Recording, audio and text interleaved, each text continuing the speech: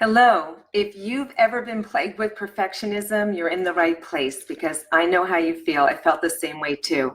One of the things that's so interesting is that I've been really blessed to be able to work with amazing, successful women and men in different areas of their lives, whether it's professionally or personally. And I found it didn't matter how great you were in some areas, there were areas where you really wanted to excel, but you got in your own way and you didn't go take the action that you wanted to do. Well, if that's you, as it was me at one time, then stay with me. This is going to be fun. So hi, Maria. So great to see you. I have not been at a Tony event for a little bit, so I miss seeing your beautiful face. Hi, Sally Ann.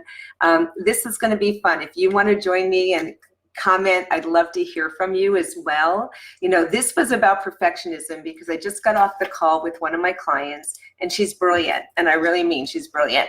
And what was funny is that she was I'm on my own worst perfection. I miss you too, Maria. And Sally Ann, I know the feeling. So I used to be a perfectionist. So today I tell everybody I'm a reformed perfectionist. Yes, a reformed perfectionist. And I take imperfect action. As a matter of fact, when I wrote my book, Find to Fab, one of the things I did is I created the 8 secrets to overcoming self-sabotage. And if you look at number 7, it says, stop waiting for perfection. That's right, stop waiting for perfection. Because here's what happens. If we're always waiting for perfect, it'll never happen. I even looked it up in the dictionary. I said, what's the definition of perfect? And perfect was a finished product. And then I realized if you're doing furniture, you're doing something, well, how do you know it's done? Like, who makes that decision if you're looking to finish a project and you say, well, I think it's done, but somebody goes, no, you still need to do this, this, and this.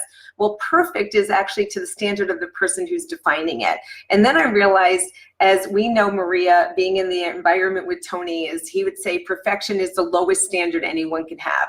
And being at such high standards, the idea of having a low standard did not work well. So it's like, okay, I need to learn to take imperfect action. So where is it in your life, and if you want to just put it in the comments, where is in your life where you're waiting for perfection, you're waiting for a perfect scenario to do something, you're just not doing what you say you want to, should, could, would do?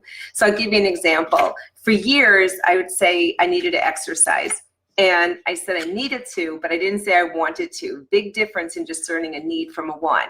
So what happened is I had an injury, and hi, Deidre, I had an injury, and the doctor said, Lisa, we can't help you anymore. You need to exercise. And I was like, well, I knew I needed to, but I had all these ideas of what it would look like to do it perfectly. In other words, I'd either go to the gym, I'd get the right outfit, I had to figure out the timing, how do I get those couple hours together? I wanted my husband to do it with me. I had this scenario of what it would look like to do it perfectly. Then I realized I couldn't meet perfection, so what did I do?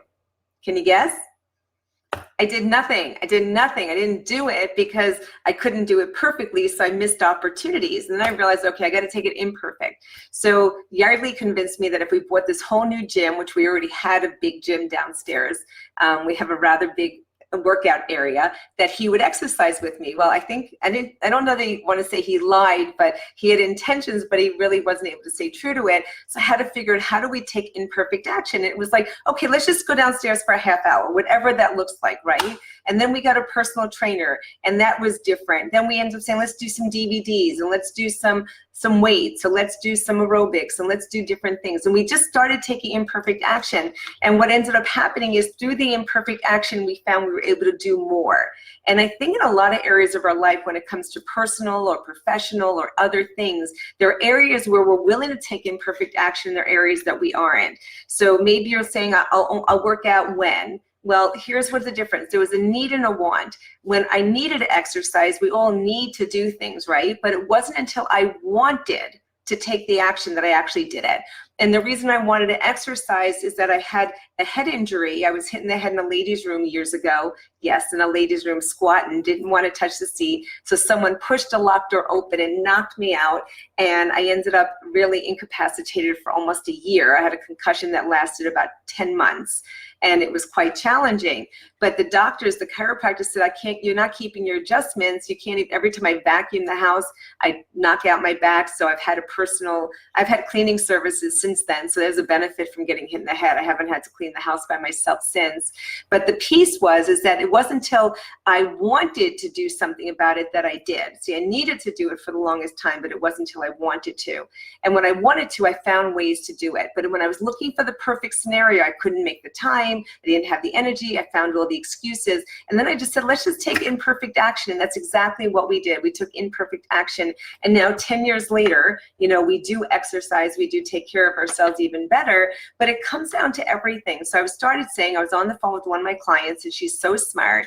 But she wanted to get it right. We were talking about expanding her business in different areas, and she just wanted to have the script. She wanted to know what to say and how to say it and how to get over the obstacles of what if they object or what do they need to be offered and all the other things. So, you know, one of the things I said is that here's the challenge. Your potential client doesn't have a script. So if you're looking for the perfect way to communicate with somebody and they don't have the script, you may have it, but they don't know what they're supposed to say next. You still need to be okay with taking imperfect action, just having the conversation.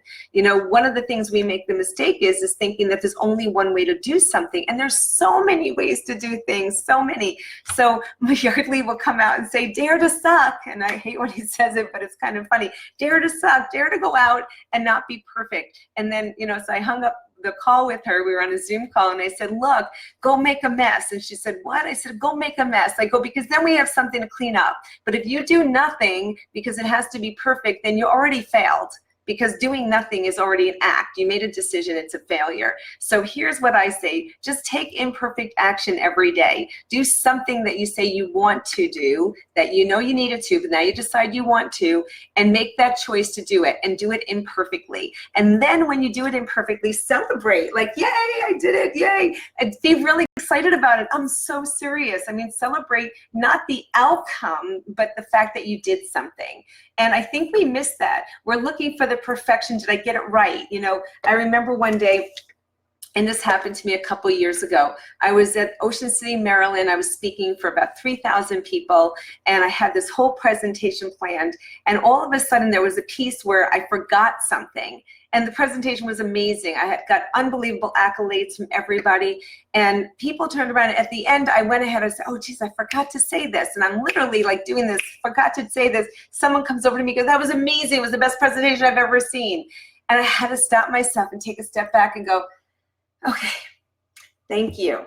Because my original reaction was to be said, but you don't understand, it wasn't perfect. I missed this, this, and this. And I was like, no, no, no, we're not going there. We're going to celebrate the fact of what we do and not what we don't do, because it'll never be perfect if we wait for perfection. We'll always be looking for something even more. And here's one thing I will tell you. When you take imperfect action, every time you do it, it gets better, better, better, better. And then it gets easier, easier, easier, easier. So here's what you do. The more you do it, the easier it gets. The more you do it, the more fun it is. The more you do it, the more you let go of all the other stuff. So I really encourage you to do that. Thank you, Sally Ann. Makes perfect sense. I love it.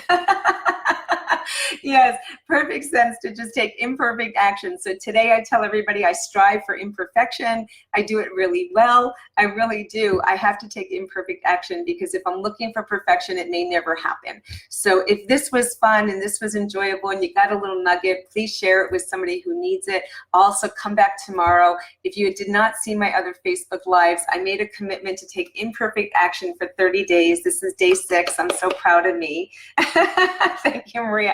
I'm so proud of me. Imperfect action. I said, no matter what I look like, no matter what the scenario is, we're making a Facebook Live every day for 30 days because I committed. I have an SEO coach for my site, and she's amazing. And she says, okay, Lisa, Facebook Lives, 30 days. I said, I will do it. So again, take imperfect action, make some commitments, make them outward, because that way when you do it, you'll stay true to it. And I'll look forward to seeing you at the next one. If you got a little nugget, write down what it was. I'll comment later. Love you. Thank you for joining me, and I'll see you soon.